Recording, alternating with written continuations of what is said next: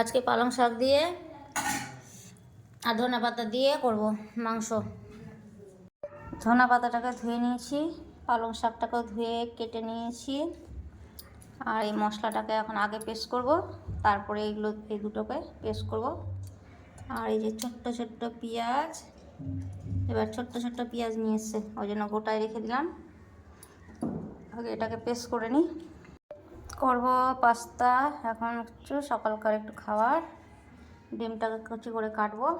আর এগুলো পেস্ট করা হয়ে গেছে, একসাথে করলাম ধনার পাতাটা আর পালং শাকটা। মশলাটাও হয়ে গেছে। এই মশলাটা করেছিলাম, এটা পাস্তাটাও দিয়ে দিলাম। আর এটা ডিমের তরকারি করছি, এটাতেও একটু দিয়ে দিলাম। ডিমগুলো কাটা হয়ে গেছে ঝুড়ি করে করে। মশলাটাও ভাজা হয়ে গেছে। এর মধ্যে এবার পাস্তাটা দিয়ে দেবো। ডিমটার মশলাটা কষা হয়ে গেছে, পাস্তাটাও দিয়ে দিয়েছি। এবার একটু এটা আর একটু ভেজে নেব, দিয়ে পরের ডিমটা দেবো। ডিমটার মধ্যে একটু দিয়ে দিলাম ধনা পাতা বাটাটা, ধনা পাতার পালং শাক বাটাটা।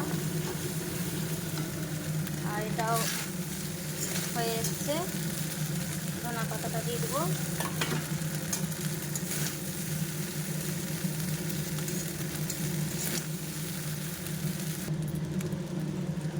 আর ডিমটা দিয়ে দেব।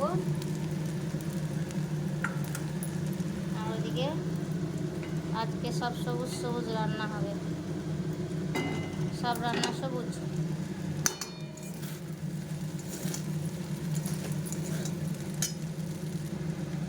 আর একটু পাস্তা মশলা।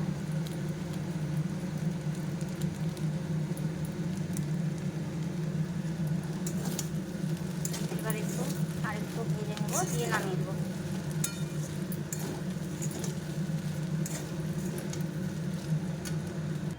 Pasta complete. পেঁয়াজটা বসিয়ে দিচ্ছি। আর এই যে মশলাটা আছে এর মধ্যে আরও সব কিছু দিয়ে দিলাম। দিয়ে মশলাটা দিয়ে আর একটু ভেজে নেব। একটু গোটা গোটা পেঁয়াজ খাবে।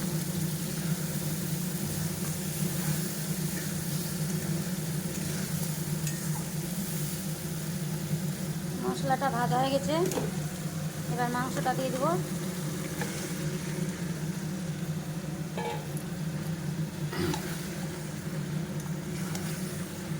মাংসটা দিয়ে কিছুক্ষণ কষে নেবো আগে।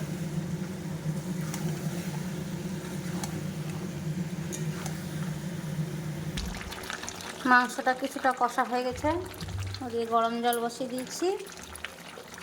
এবার দিয়ে দিব এইটা ধনার পাতা আর পালং শাক। এবার এটা দিয়ে একটু কষে নেব।